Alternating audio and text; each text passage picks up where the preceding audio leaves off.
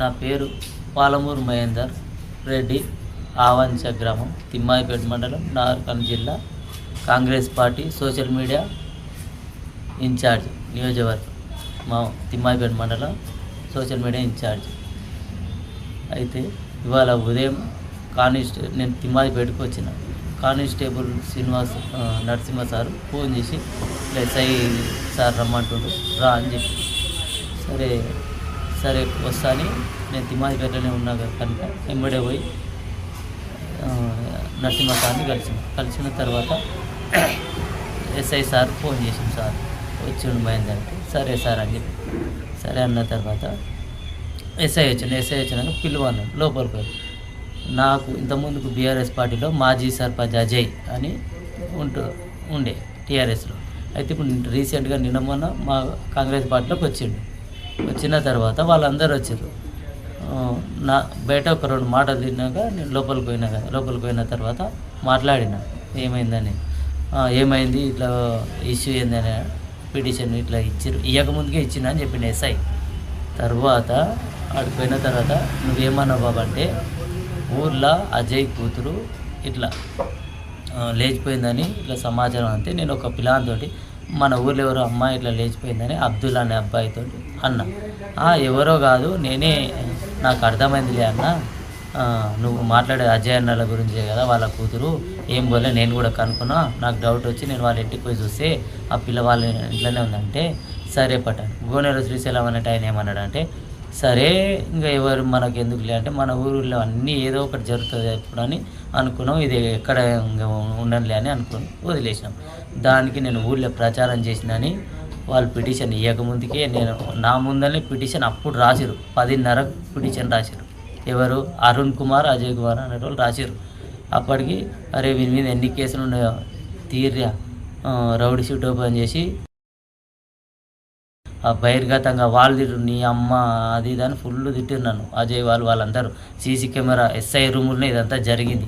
10 నిమిషాలు నన్ను మాట్లాడనిస్తలేరు, ఆ చెప్పే పిల్లగాన్ని కూడా మాట్లాడనిస్తలేరు. ఉత్తనే వాళ్ళకు నాకు ఇంతకుముందు కేసులు ఉన్నాయి. ఆ కేసుల పరంగా నన్ను ఇంతకుముందుకు 3 సార్లు అటాక్ చేశారు. అజయ్ 4 సార్లు అటాక్ చేసినందుకు ఆ కక్షలు పెట్టుకొని వీళ్ళు ఇట్లా చేస్తారు. ఆ కేసులు అన్నది పైన దేనికోసం అని సరే చేస్తే నేనేమన్నా తప్పు చేస్తే నా మీద శిక్షించాలి, చట్టపర చర్యలు తీసుకోవాలి, కేసు ఎఫ్ఐఆర్ చేసి ఇది చేయాలి కదా. వాళ్ళు నేను కొడతారు బాబు అని మెట్ల మీద కూర్చోబెట్టారు కానిస్టేబుల్స్. సరే అని నేను కూర్చున్నా.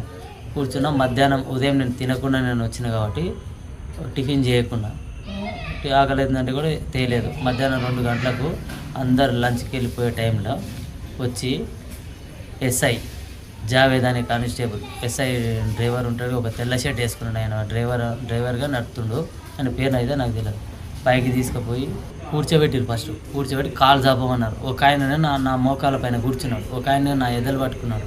ఎస్ఐ సారే ఉల్టా మళ్ళీ ఇట్లా రబ్బర్ది ఒకటి ఉంటుంది, తోలులో టైర్ టీప్ ఉంది చూసిన టైర్ ఉంటుందా, దానికి మళ్ళీ చెక్క కూడా ఉంది.